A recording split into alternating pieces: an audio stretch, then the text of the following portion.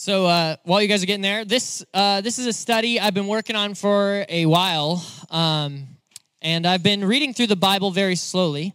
So yeah, I've been studying through the Bible very slowly here, and kind of been taking my time. As I've been reading through, I got to the book of Nehemiah recently and was just blown away by the prophetic message that is there and how it correlates to what's actually happening today, what we're seeing in front of us right now.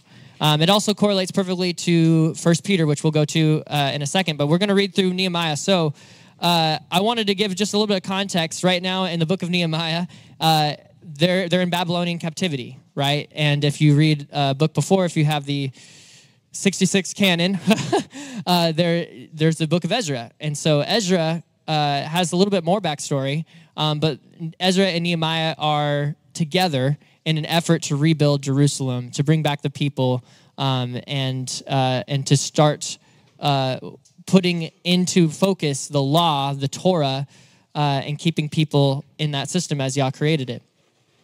So that's the background story. Let's start with Nehemiah 1. All right, we're going to get started here. Nehemiah 1. The words of Nehemiah, the son of Hakaliah. Now it happened in the month of Kislev, in the 20th year, while I was in Susa, the capital, that Hanani, one of my brothers, and some men from Judah came. And I asked them concerning the Jews who had escaped and had survived the captivity and about Jerusalem. They said to me, the remnant there in the province who survived the captivity are in great distress and reproach. And the wall of Jerusalem is broken down, and its gates are burned with fire. I sat down and wept. Oh, when I heard these words, I sat down and wept and mourned for days, and I was fasting and praying before the Elohim of heaven. I said, I beseech you, O Yahuah, Elohim of heaven, the great and awesome Elohim who preserves the covenant and loving kindness for those who love him and keep his commandments. Let your ear now be attentive and your eyes open to hear the prayer of your servant, which I am praying before you now, day and night, on behalf of the sons of Israel, your servants, confessing the sins of the sons of Israel, which we have sinned. And against you, I and my father's house have sinned. We have acted very corruptly against you and have not kept the commandments nor the statutes nor the ordinances which you commanded your servant Moshe. Remember the word which you commanded your servant Moshe, saying, if you are unfaithful, I will scatter you among the peoples. But if you return to me and keep my commandments and do them, though those of you who have been scattered were in the most remote part of the heavens, I will gather them from there, and I will bring them to the place where I have chosen to cause my name to dwell. They are your servants and your people, whom you redeemed by your great power and your strong hand. O Adon, I beseech you, may your ear be attentive to the prayer of your servant and the prayers of your servants who delight to revere your name, and make your servant successful today, and grant compassion before this man. Now I was cupbearer to the king. That's a very important little note there. I want to say real quick, forgot to mention this in the beginning. I am not a teacher. I don't really see myself as a teacher. I'm just a student. So what I'm sharing here is just a study that I've been doing for a while now. And so I just thought it'd be interesting, and Adam asked me to share it. So I thought it'd be interesting to share it with you guys and see what you guys see as well. Because I think you'll see the same things that I see here. There's so much happening in this first chapter of Nehemiah. We see Nehemiah has this desire and passion to go build up the walls of Jerusalem.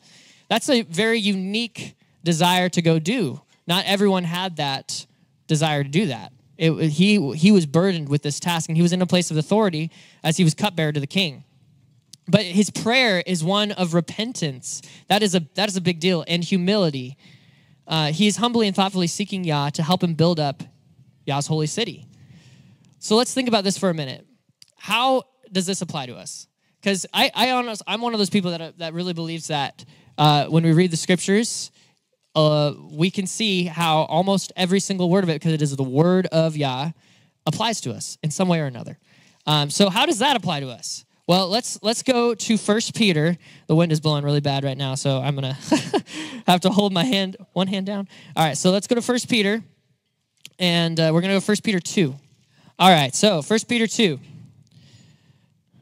Therefore, putting aside all malice and all deceit and hypocrisy and envy and all slander, like newborn babies, long for the pure milk of the word, so that by it you may grow in respect to salvation, if you have tasted the kindness of the Adon, and coming to him as to a living stone, which has been rejected by men, but is choice and precious in the sight of Elohim. You also, as living stones, are being built up as a spiritual house for a holy priesthood to offer spiritual sacrifices acceptable to Elohim through Yahshua Ha Maschiac. So I want to stop there for a second. We are the living stones. We are the living stones being brought together, right? So the parallel there, right? Nehemiah was called to build up the walls of Jerusalem, right?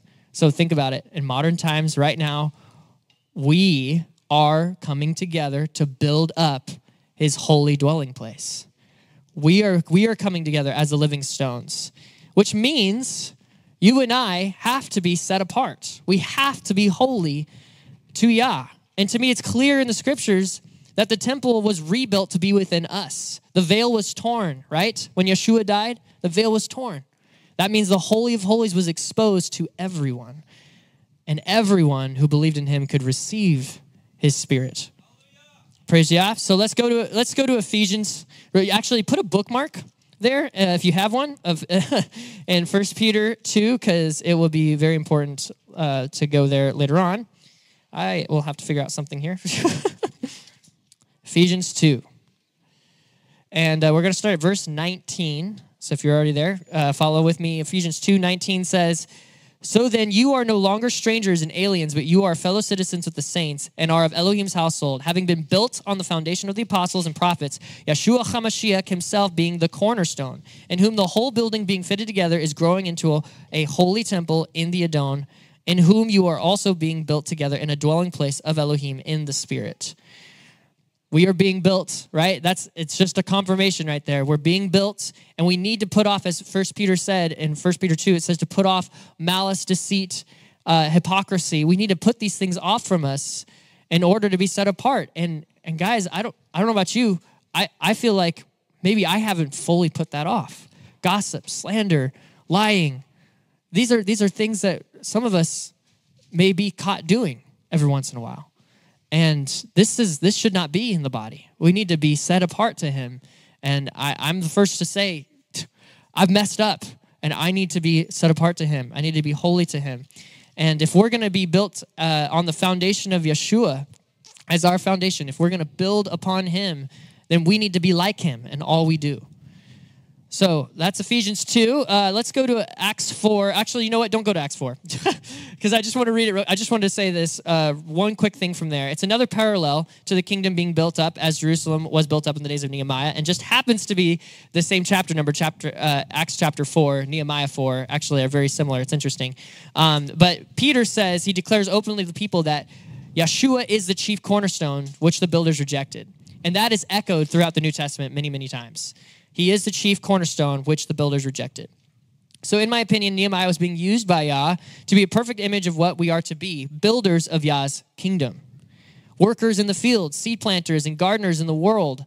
So that's an interesting one to say, gardeners in the world, right? Tending to the soil, right? We need to be putting the seeds in the soil, watering the seed, making sure it's being taken care of, that it's growing right, you know? We got to take care of it. We got to be gardeners. And you know what's interesting? When Mary Magdalene came to the tomb, and Yeshua had resurrected, but she didn't know. She thought someone took his body, right? Who did she mistake him as? The gardener. Isn't that interesting? Just an interesting note. Like why the gardener? Why that? Well, I think he was the very first of the gardeners that we are to be. We're to be the ones that are seed planting, tending to the soil, right? Just like he did. All right. So coming back to Nehemiah, so let's go back. Sorry, you're going to have to flip a lot today. Let's go to Nehemiah, and we're going to go to chapter 2 of Nehemiah. And if I were you, if you have bookmarks or if you have something to hold, maybe have a bookmark in Nehemiah and a bookmark in 1 Peter, because we'll be flipping back and forth between those quite a bit. So, all right, Nehemiah 2, we'll start at verse 1. And it came about in the month Nisan, in the 20th year of King Artaxerxes, that wine was before him. And I took up the wine and gave it to the king. Now I had not been sad in his presence. And the king said to me, "Why is your face sad, though you are not sick? This is nothing but sadness of heart."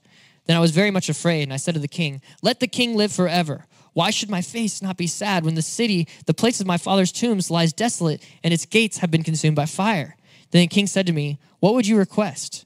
So I prayed to the Elohim of heaven. And I said to the king, if it please the king, and if your servant has found favor before you, send me to Judah, to the city of my father's tombs, that I may rebuild it. We're going to keep going. Then the king said to me, the queen sitting beside him, how long will your journey be, and when will you return? So it pleased the king to send me, and I gave him a definite time. Okay, so quick question. How many of you have ever had a door open, like Yah opened the door for you, so wide that you literally could not reject it? There's like no way that's not Yah. Anybody? Anybody in here? Yes. that was true, Adam. That was true. We did have that. There's been times for sure in my life where I have had, Yah has just opened the door so wide that I'm like, that's Yah. That is Yah's hand, right? This was exactly that moment, right? Nehemiah had a door wide open. It was totally by Yah's hand. Totally. I mean, like, look at this. Like, the king was literally like, why are you sad? Like, Nehemiah probably could have been sad any other day, but why that? Why then? Why did he look at him and ask that?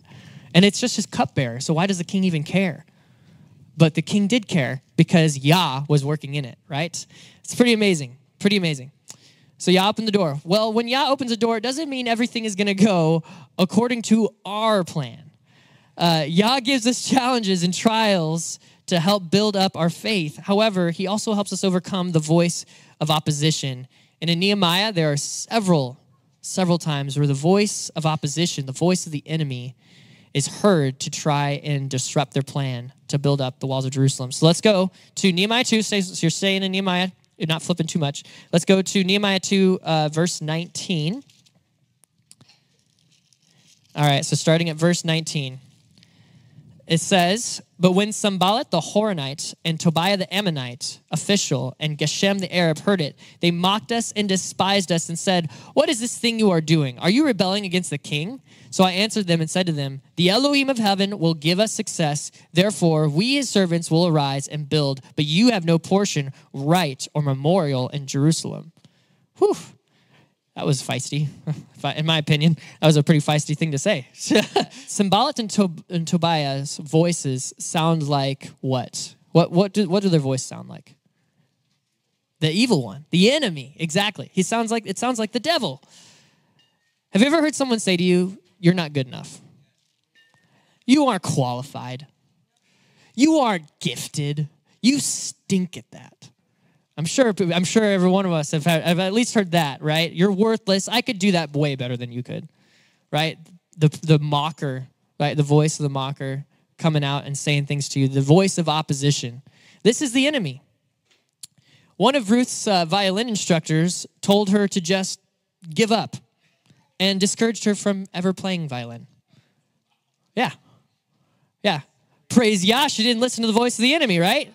Praise Yah, she didn't give up because she had the mind set to continue and to persevere and to endure, which is what we need to have. You'll see here later on in the book of Nehemiah how there is a mindset to work. Man, this is taking multiple hands here to, I'm literally capoing my Bible.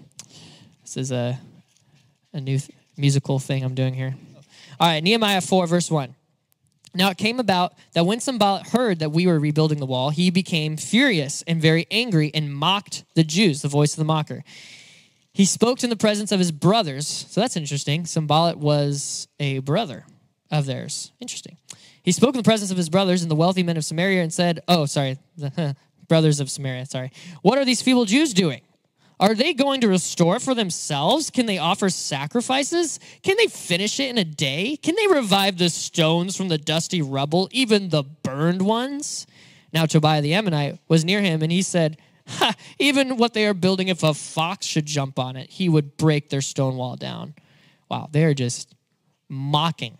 They are just saying some super, super rude and evil and mean things to these people. Almost childish, wouldn't you say? This is pretty childish, but this is exactly what people do, even today. We get caught up in childish things and mocking and slandering others. So let's see how Nehemiah responds. He says, "Hear, O our Elohim, how we are despised. Return the reproach on their own heads and give them up for plunder in a land of captivity. Do not forgive their iniquity, and let not their sin be blotted out from before you. They have demoralized the builders. So we built the wall, and the whole wall was joined together to half its height, for the people had a mind to work." So how did he respond? Did he yell at them? Did he scream at them and say, "You guys are the ones that are foolish and evil"? And no, what did he do? He prayed. He prayed. That's what he did. That was his response. He prayed, and that was exactly how we are to respond in this moment. Is when we hear the voice of the mocker, when we hear the liar speaking to us, our reaction should not be anger and frustration, but it should be prayer. Get down on your knees and pray. And I'm telling you what, I get angry. I've seen people say certain things and doing certain things, but my reaction should not be anger. My reaction should be on my knees in prayer. And I think that's exactly the example that Nehemiah showed there is one we need to follow. There's a similar story. We'll go back just a little bit. Let's go to Ezra 4, 1 through 5. Okay, Ezra 4. So just real quick. Ezra 4, verses 1 through 5. So this is before any of this rebuilding of the walls of Jerusalem happened, before anything like that. They were just starting to come together. So chapter 4, verse 1 says, "Now when the enemies of Judah and Benjamin heard that the people of the exile were building a temple to Yahuah, Elohim of Israel, they approached Zerubbabel and the heads of the fathers' households and said to them, 'Let us build with you, for we, like you, seek your Elohim. And we have been sacrificing to him since the days of Esarhaddon, king of Assyria, who brought us up here.' But Zerubbabel and Yahshua and the rest of the heads of the fathers' households of Israel said to them, 'You have nothing in common with us in building a house to our Elohim.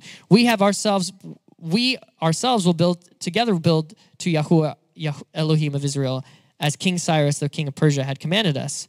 Then the people of the land discouraged the people of Judah and frightened them from building, and hired counselors against them to frustrate their counsel all the days of Cyrus, king of Persia, even until the reign of Darius, the king of Persia." So this was going on even before, and it was continuing to happen. So this is the voice of the mockers and the liars, and they were saying that actually the evil people were trying to come in and frustrate their plan from within. They were trying to be like, "Oh, let us join you. We have been sacrificing to your Elohim too. Like, let us do this." The plan was to disrupt them, to bring division. Do you see what I'm saying here? There's some things here that are happening right before us today that were happening even in these times. And I think this was an example for us to follow. So the prayer that Nehemiah prayed in Nehemiah 4, I had to jump back because I missed that part in Ezra. I wanted to say that because it was happening. It's been happening for as long as time has been. In the beginning, there was the adversary, the serpent, right? And there's just been this voice of oppression, the liar that has been there, the evil one speaking to us from the beginning. But I wanted to just make mention real quick. They had a mind to work, right? And I said briefly that, we need to have the right mindset. The right mindset is to be building the kingdom. That's the right mindset. To be focused on building up the kingdom, right? And we're going to hear some things, we're going to see some things from people around us, our enemies, who are going to hate us and what we're doing. They're going to not like what we're doing. And it was very clear in the book of Nehemiah, if you read very carefully, it says, actually, let's just read verses 7 through 10 here. This is Nehemiah 4. Nehemiah 4, 7 through 10. It says, "Now when Sanballat, Tobiah, the Arabs, the Ammonites, and the Ashdodites heard that the repair of the walls of Jerusalem went on and that the breaches began to be closed, they were very angry. All of them conspired together to come and fight against Jerusalem and to cause a disturbance in it. But we prayed to our Elohim, and because of them we set up a guard against them day and night. Thus in Judah it was said, 'The strength of the burden bearers is failing, yet there is much rubbish, and we ourselves are unable to rebuild the wall.'" There was great discouragement in the camp. And I don't know about you, but when I read that, they conspired together to come against them. I immediately thought of wars and rumors of wars, right? So let's read that passage. That's in Matthew 24. Let's go to Matthew 24. Matthew 24, verses 4 through 11. Oh, 14. Sorry, 4 through 14. So let's read that. All right. And Yahshua answered and said to them, see to it that no one misleads you, for many will come in my name, saying, I am the Maschiach, and will mislead many. You will be hearing of wars and rumors of wars. See that you are not frightened, for those things must take place. But this is not the end. For nation will rise against nation, the kingdom against kingdom, and in various places there will be famines and earthquakes. But all these things are merely the beginning of birth pangs. Then they will deliver you to tribulation and will kill you, and you will be hated by all nations because of my name. At that time, many will fall away and will betray one another and hate one another. Many false prophets will arise and will mislead many, because lawlessness is increased. Most people's love will grow cold, but the one who endures to the end, he will be saved. This is the gospel of the kingdom. Shall be preached in the whole world as a testimony to all the nations, and then the end will come. Man. The kingdom, the gospel of the kingdom, that's building the kingdom up. That is preaching the good news. And not just like every once in a while to our, people around us, our family members who we love, which is good. We should be doing that. But to everyone, we need to be the light. That is what it means to be a builder of the kingdom, is to be the light. All right, so once again, we're going to jump back to Nehemiah 4. Like I said, a lot of jumping back. So the rumors of wars and wars I see is happening even in the book of Nehemiah. So this wasn't, in my opinion, this wasn't something that was new that Yahshua was prophesying. Although it was going to be coming, this had been happening. That people were trying to find ways to conspire against them. Remember what the Pharisees were trying to do? Conspire against Yahshua. They were trying to make war with him, and that might be a small little war, right? But they were trying to make war with him, and this is what we're seeing even in our current day: people trying to bring division and separate, bring slander and gossip, all kinds of stuff to us. But anyway, let's get back to Nehemiah 4, verse 11. Yeah. So this is how I would say we need to be facing the enemy. So let's read verse 11. Our enemies said they will not know or see until we come among them, kill them, and put a stop to the work. When the Jews who lived near them came and told us 10 times, they will come up against us from every place where you may turn. Then I stationed men in the lowest parts of the space behind the wall, the exposed places, and I stationed the people in families with their swords, spears, and bows. When I saw their fear, I rose and spoke to the nobles, the officials, and the rest of the people. Do not be afraid of them. Remember Yahuah, who is great and awesome, and fight for your brothers, your sons, your daughters, your wives, and your houses. When our enemies heard that it was known to us and that Elohim had frustrated their plan, then all of us returned to the wall, each one to his work. Praise Yah. Praise Yah. Listen to that. He said, do not be afraid of them. Remember Yahuah, who is great and awesome, and fight for your brothers, your sons, your daughters, your wives, and your houses. And then what will happen? The enemy's plan will be frustrated. The enemy will not be able to attack. Praise be to Yah. Don't be afraid. Yahuah is with us. He's fighting for us. He's beside us. So we should fight. Fight for your brothers and sisters in Maschiac. The plan of the enemy is frustrated when we stand our ground in faith. But what does fighting look like? That's a good question, right? Some people think, get their pitchforks and guns out, right? I don't know if that's really what fighting looks like. In my opinion, fighting looks like what Nehemiah did, which was prayer. Prayer. That is the spiritual warfare, the fighting we are to have. Thank you, Johnny. Good job. That was quick acting there. We are to fight with prayer, petition, seeking Yah, the Most High. That is our weapon. So let's read. I think this will be cleared up in James 5, 13 through 20. All right, it says, is anyone among you suffering? Then he must pray. Is anyone cheerful? He is to sing praises. Is anyone among you sick? Then he must call for the elders of the church, and they are to pray over him, anointing with oil in the name of the Adon. And the prayer offered in faith will restore the one who is sick. and Yahuah will raise him up. And if he has committed sins, they will be forgiven. Therefore, confess your sins to one another and pray for one another so that you may be healed. The effective prayer of a righteous man can accomplish much. Elijah was a man with a nature like ours, and he prayed earnestly that it would not rain. And it did not rain on the earth for 3 years and 6 months. Then he prayed again, and the sky poured rain, and the earth produced its fruit. My brethren, if anyone among you strays from the truth and one turns him back, let him know that he who turns a sinner from the error of his way will save his soul from death and will cover a multitude of sins. Wow. The last part is kind of juicy, I think. If we pray for our brothers and sisters who have turned away, which sometimes can be pretty hard because sometimes there's some hurt feelings there, right? Sometimes there's some pain in trying to ask Yah to do something like that. But we should go to our Father in prayer and pray for those who we know who have turned away from the truth. Over and over again, we see many people, even our own fellowship, who have turned away from the truth. And our response should not be anger towards them, but prayer. Praying is so powerful and effective. It says, I like some of the versions say, right there in James, it says, the prayer of a righteous person is powerful and effective. And I think that's clear and concise. That's exactly how we should be. Nehemiah encouraged the brothers to stand up and be brave. And it can be difficult to do so against the powers of darkness, but remember, Yahuah is in control of them. Yahuah is in control.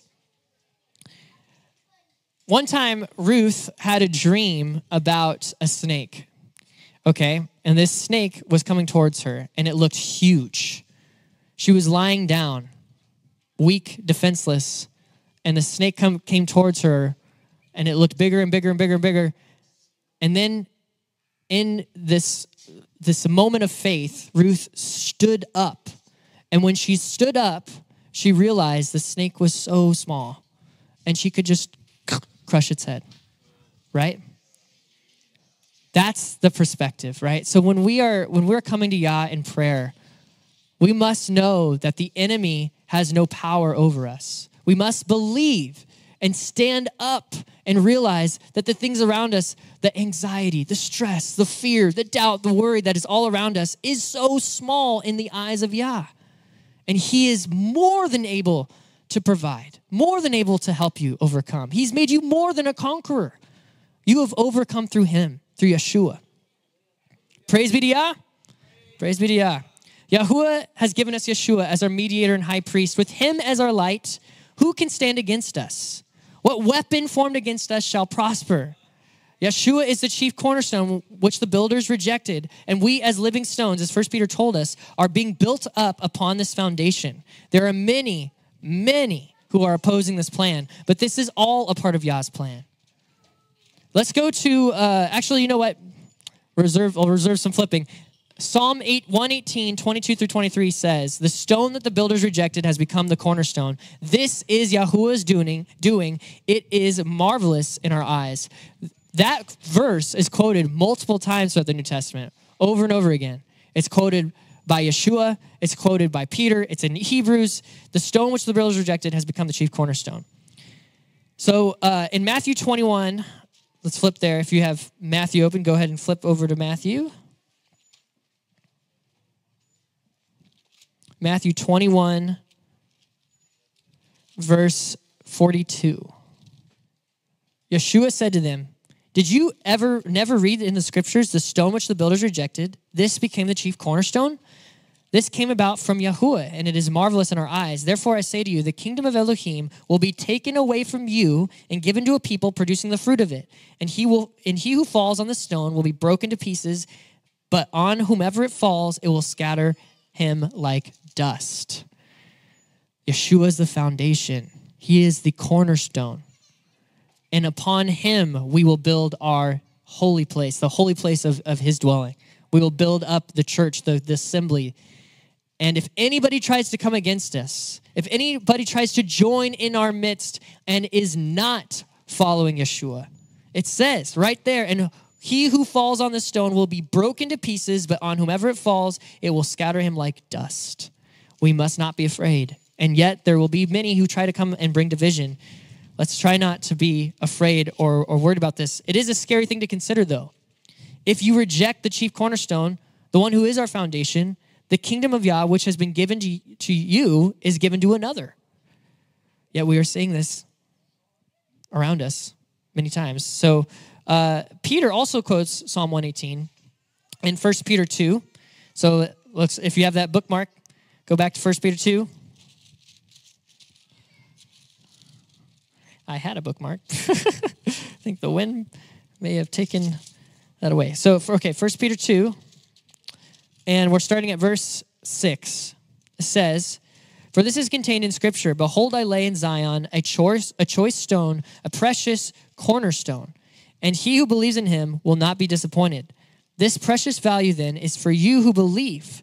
But for those who disbelieve, the stone which the builders rejected, this became the very cornerstone, and a stone of stumbling and a rock of offense. For they stumble because they are disobedient to the word, and to this doom they were also appointed." So this is exactly why there are people stumbling away from the cornerstone, because they are disobedient to the word. They disobey Yah's word. Who is the word? Yahshua. Yes. 1 Peter also says they were appointed to that destruction. That's a pretty big topic, which I think is a deeper topic for another time. But let's go back to Nehemiah 4, 6. We'll start at 16. All right. Nehemiah 4, 16 through 23. "From on that day, half of my servants carried on the work, while half of them held the spears, the shields, the bows, the breastplates, and the captains were behind the whole house of Judah. Those who were rebuilding the wall and those who carried burdens took their load with one hand, doing the work, and the other holding a weapon. As for the builders, each wore his sword girded at his side as he built, while the trumpeter stood near me. I said to the nobles, the officials, and the rest of the people, the work is great and extensive, and we are separated on the wall, far from one another. At whatever place you hear the sound of the trumpet, rally to us there. Our Elohim will fight for us. So we carried on the work, with half of them holding spears from dawn until the stars appeared. At that time I also said to the people, let each man with his servant spend the night within Jerusalem, so that they may be a guard for us by night and a laborer by day. So neither I, my brothers, my servants, nor the men of the guard who followed me, none of us removed our clothes. Each took his weapon, even to the water." So to me, this is an image of what we are to look like. This is how we stand guard and how we are to look like at all times. The builders had a weapon in one hand, and they were building with the other. This is a warrior. That's what a warrior, a builder of the kingdom looks like. They have the weapon in one hand. You and I must have our guard up, which I believe looks like having a weapon, which is the word, the sword, which is sharper than any double-edged sword, which separates light from the darkness, and building up the kingdom with the other hand, which is plowing, the plow. That's what we should have in the other hand, is planting the seeds, tending to the soil, while holding the weapon in the other hand. That is what it looks like to be a warrior in my mind. We need to be ready for battle, and we have to be prepared. I don't believe this means, sorry guys, this might be a little edgy for some of you, but I don't believe this means we are hiding away in a doomsday bunker with years worth of food supply.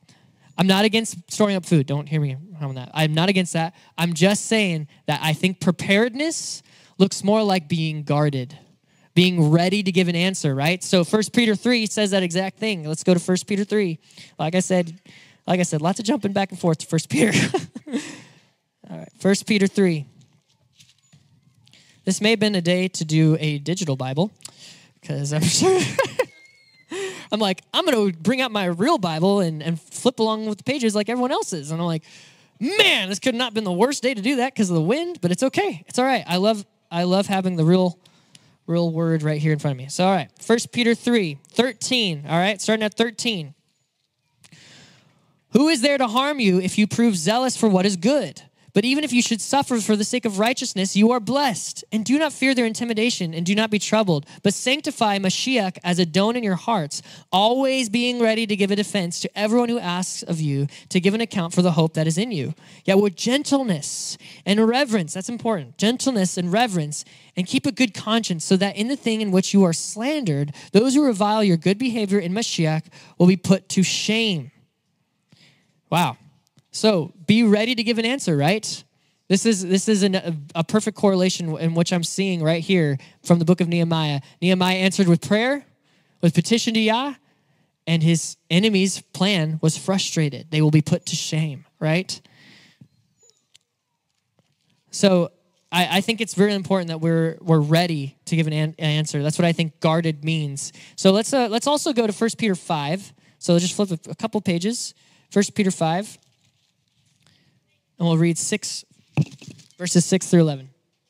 Therefore, humble yourselves under the mighty hand of Elohim, that he might exalt you at the proper time, casting all your anxiety on him because he cares for you. Be of sober spirit. Be on alert. Your adversary, the devil, prowls around like a roaring lion seeking someone to devour. But resist him, firm in your faith, knowing that the same experiences of suffering are being accomplished by your brethren who are in the world. Okay, so the devil is at your door. He's at your door. He's ready to pounce upon you, to catch you in the act. And that's why there's temptations coming at you every day. The devil is waiting to attack you, but don't give him a foothold. And that's why that says there, right there in 1 Peter 5, cast all your anxiety on him, because anxiety can be a foothold, right? Be of sober spirits. Don't be drunk, right? Be on alert. Be aware, ready, prepared. That's what I think preparedness really looks like. And being guarded.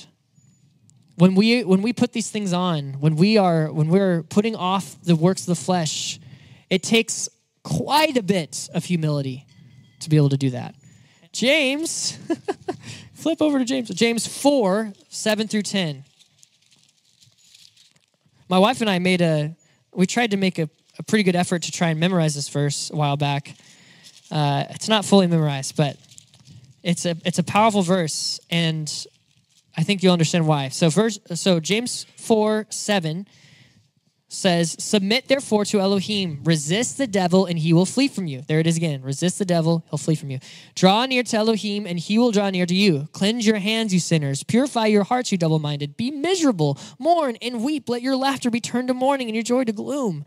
Humble yourselves in the presence of the Adon and he will exalt you.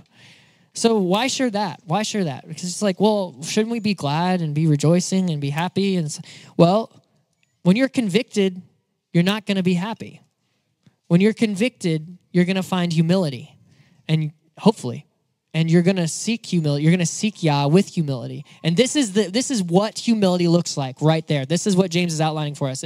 He's not saying be miserable all the time. He's saying in the moment of your submission to Yah, it requires your humility. It requires you to be in a place of conviction where that might look like being miserable, being mourning and weeping. Like David, remember when he committed that sin with Bathsheba, he went into his room, put on sackcloth and ashes and wept and wept and wept until he found out that the baby had died, right?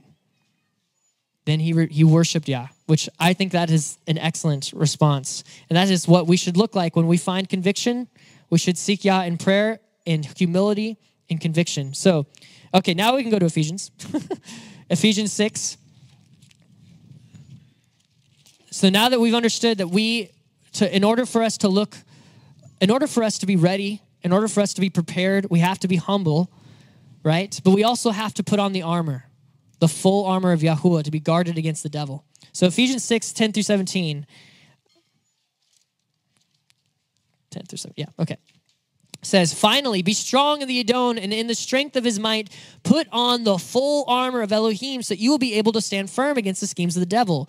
For our struggle is not against flesh and blood, but against the rulers, against the powers, against the world forces of darkness, against the spiritual forces of wickedness in the heavenly places. Therefore, take up the full armor of Yahuah, of our Elohim, right? So that you will be able to resist in the evil day, and having done everything to stand firm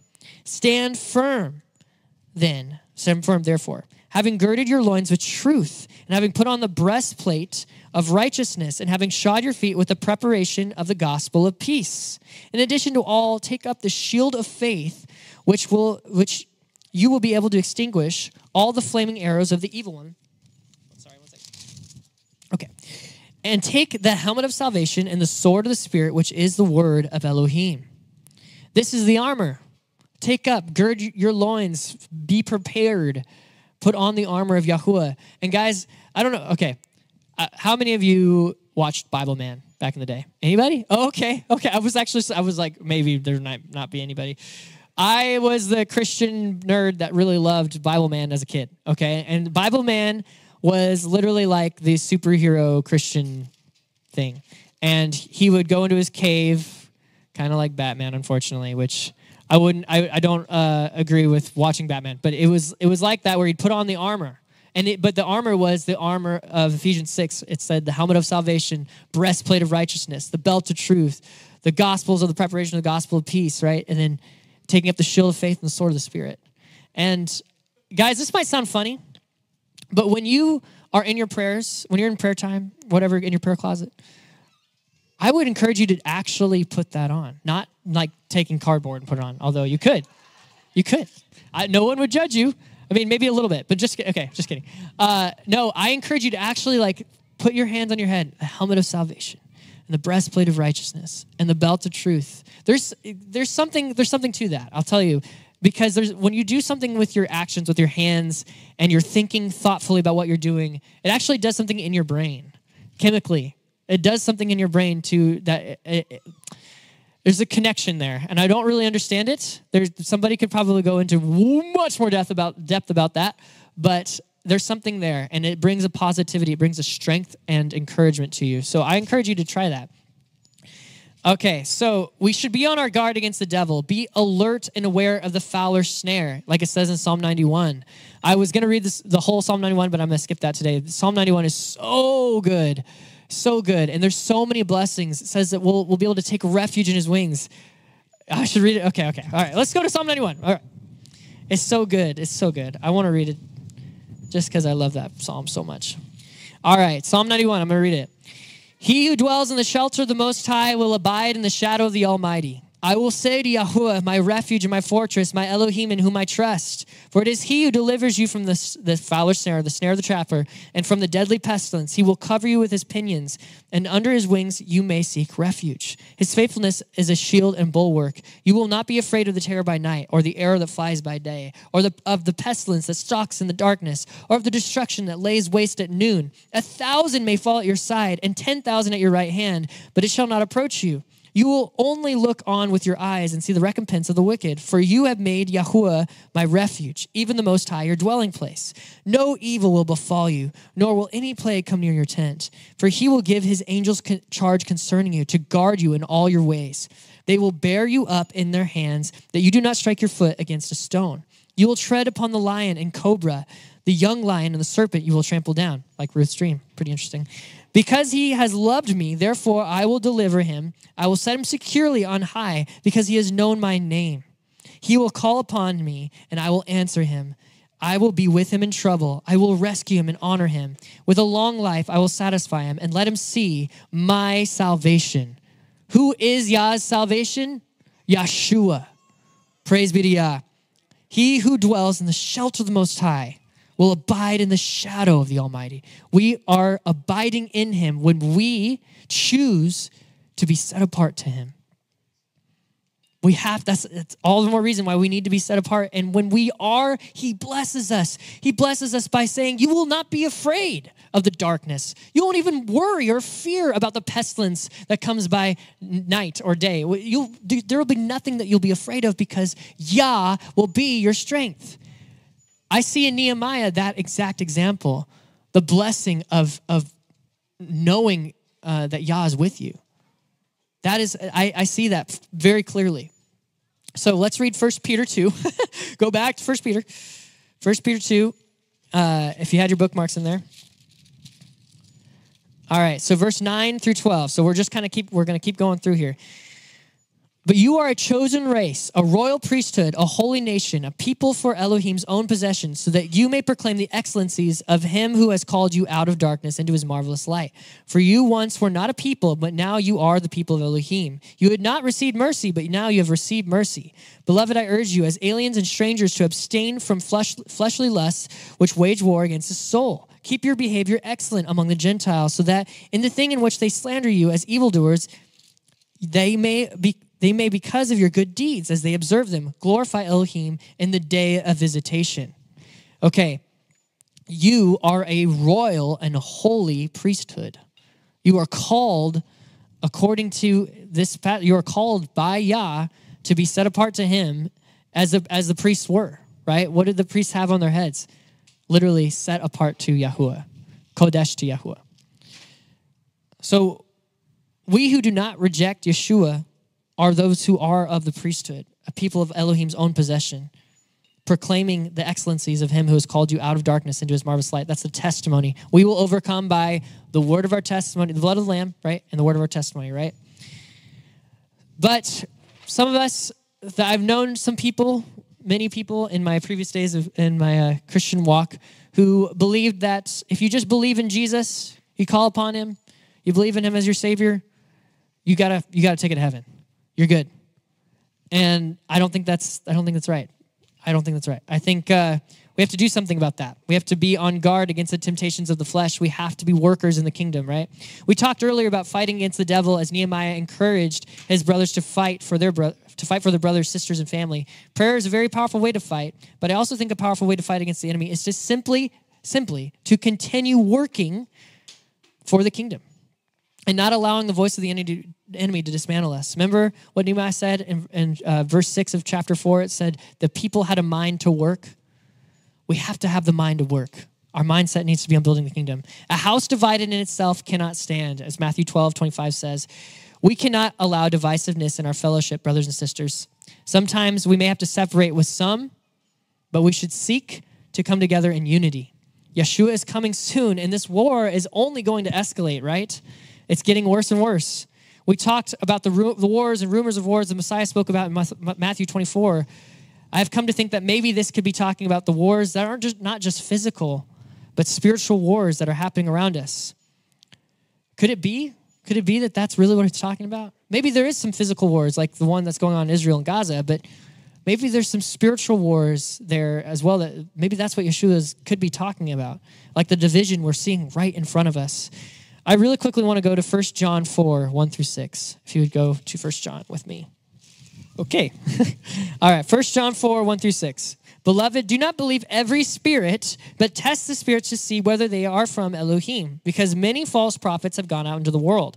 By this you know the spirit of Elohim. Every spirit that confesses that Yahshua Ha Maschiac has come in the flesh is from Elohim. And every spirit that does not confess Yeshua is not from Elohim. This is the spirit of the Antichrist, of which you have heard that is coming and now is already in the world. So we're going to keep going. You are from Elohim, little children, and have overcome them, because greater is he who is in you than he who is in the world. They are from the world, therefore they speak as from the world, and the world listens to them. We are from Elohim. He who knows Elohim listens to us. He who is not from Elohim does not listen to us. By this we know the spirit of truth and the spirit of error. The spirit of the Antichrist or anti-Messiah is all around us.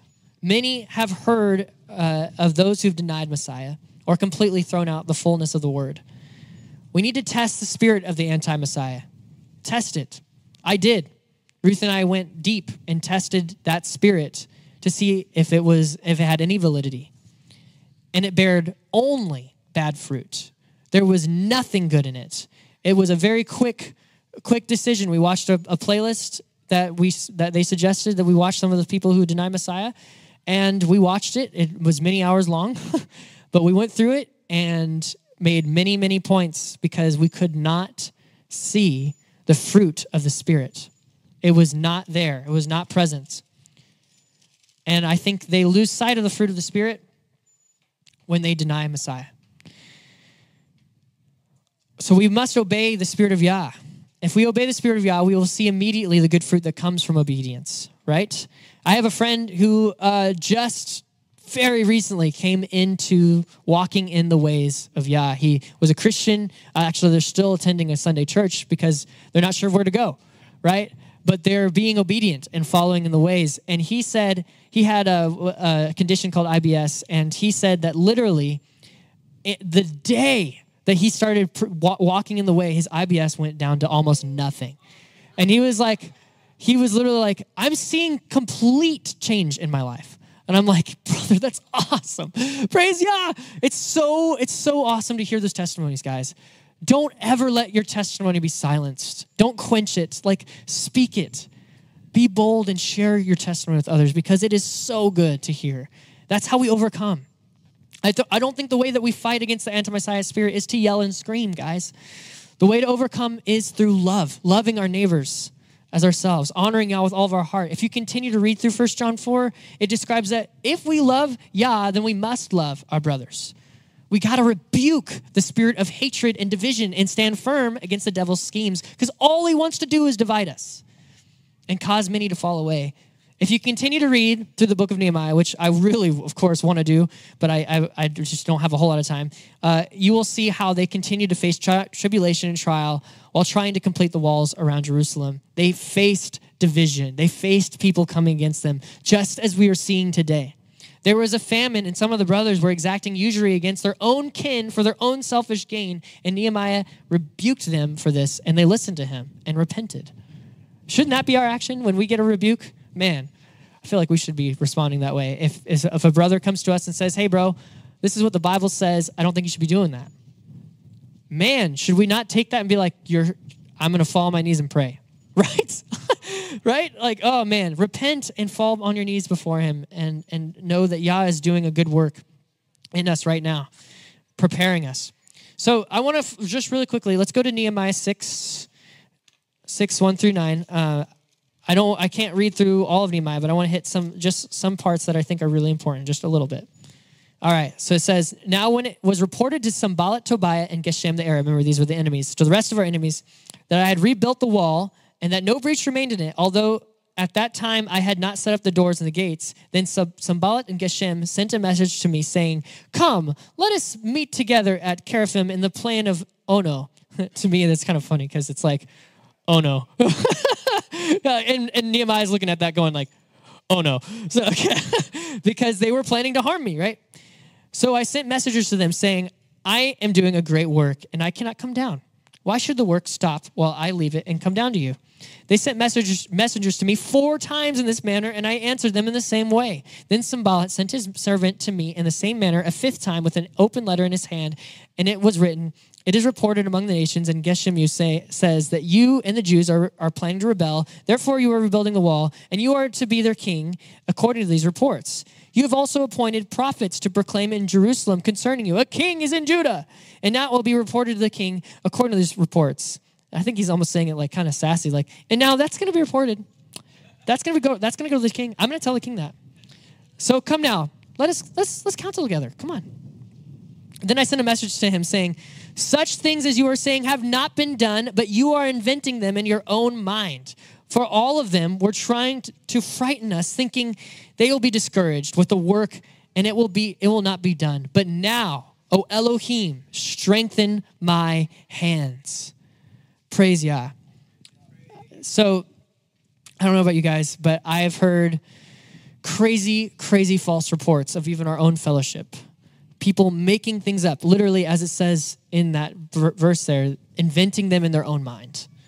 I would be as bold to say that that is exactly what I've seen because it is crazy, false reports, bringing division among our people. And that cannot be, guys. We got to be brothers and sisters coming together in unity, loving one another, loving our brothers and sisters around us. In the following verses after verse 9, Nehemiah went into the house of a man named Shemaiah, who turned out to be a man hired by the enemy to trap Nehemiah. So just real quickly, I think it's really interesting. So let's read that. Verse 10 through 16, it says, when I entered the house of Shemaiah, the son of Delaiah, the son of Mehetabel, who was confined at home, he said, let us meet together in the house of Elohim within the temple, and let us close the doors of the temple, for they are coming to kill you, and they are coming to kill you at night. But I said, should a man like me flee? And could one such as I go into the temple to save his life? I will not go in. Then I perceived that surely Elohim had not sent him. But he uttered his prophecy against me because Tobiah and Sanballat had hired him. He was hired for this reason, that I might become frightened and act accordingly and sin, so that I might have an evil report in order that they could reproach me. Remember, O my Elohim, Tobiah and Sanballat, according to the works of theirs, and also Noadiah the prophetess and the rest of the prophets who are trying to frighten me, so that So this is interesting. So that's the end of the thought there. And then it goes, so the wall was completed on the 25th of the month of Elul in 52 days. Oh, man. Okay, get this. Ready? When all our enemies heard of it and all the nations according us around it saw it, they lost their confidence, for they recognized that this work had been accomplished with the help of our Elohim. The enemy will recognize us they will see in us the work of Yah, and they will not be able to deny that this is of Yahuah working in us. Elohim is on our side. He's helping us. He's helping us build up. Because Nehemiah stood strong, Yah gave his enemies into his hands and caused them to lose their confidence. Let the enemy be scattered and defeated by the praises of his people. Let us stand together in unity to love our Father in heaven with all of our heart, soul, mind, and strength. We must be set apart. I implore you all, please read the rest of Nehemiah. It's so good. Please read the rest of it. It shows how the people struggled to be set apart and to remain holy to Yah as they were supposed to. They had forgotten the commands of Yah and went after their own desires, and Nehemiah had to correct them over and over and over again. And I want to say, as I was reading through that, I kind of got frustrated with them. I was like, why are you doing that? How could you do that? Just as we read, right, in Exodus through Deuteronomy, the people over and over and over again fell for their sins, right? Man. And what are we to think but, oh, that's just like me. That's just like me. I am no better than them. That's how we should think about that. We should be humble and fall on our knees and repent and say, I have done these things. I have walked away from Yah. We must choose Yah and live for him alone, ridding ourselves of the work of the flesh, which the works of the flesh, as a reminder, in Galatians, it says sexual immorality, impurity, sensuality, idolatry, sorcery, enmities, strife, jealousy, outbursts of anger, disputes, dissensions, factions, envying, drunkenness, carousing, and things like these. All of these, I think, actually lead to pride. I think pride is really the root of all those. Because we have to think that, we have to justify it in our own mind and saying, it should be okay. I can do that. I can get away with that. We must stand against such things. And as Paul commends Timothy, and at the end of 1 Timothy, he says, fight the good fight of faith, keeping the faith and a good conscience, which some have rejected, okay, and suffered shipwreck in regard to their faith. How many of you have seen that? Someone being shipwrecked in regard to their faith. I have. I've seen people get totally lost by the wayside because they pursue worthless doctrines, foolish doctrines. In the face of our adversary, let us fight on our knees before Yah by honoring him alone, seeking to please him alone. Yahuah is our strength and deliverance. His word is sharper than any two-edged sword. Let us wield the sword wisely and with discernment. Remember, if we wield this sword, just going willy-nilly however we want, and Bible bashing people and saying whatever we think is right on Facebook and doing whatever rant or whatever we want to say on Facebook, we're going to be cutting off their ears like Peter did with his sword, right? We're not going to be doing what Yeshua did, which was healing the ear, right? Lovingly come down to them and bringing healing to them. That is how we should be giving the word, in love. Let us guard ourselves against the devil with the full armor of Yah and be diligent builders of his kingdom. We are being gathered right now. Actually, my son's name, Asaph, back there, his name means gatherer. That's him. That's the gatherer. Right on time, Asaph. Good job. Yay! Good job. Gatherer. Yeah. So that's what his name means. And it's interesting because I feel like right now we're being gathered together, and those who are truly seeking after Yahuah and his son Yeshua are coming together on Yeshua's foundation. Are you going to work with all of your heart for Yah? Or are you going to give in to the desires of the flesh and go after wicked and unclean spirits which are dividing us? As for me, and I hope it is for all of you, as for me and my house, we will serve Yahuah. Praise Yah.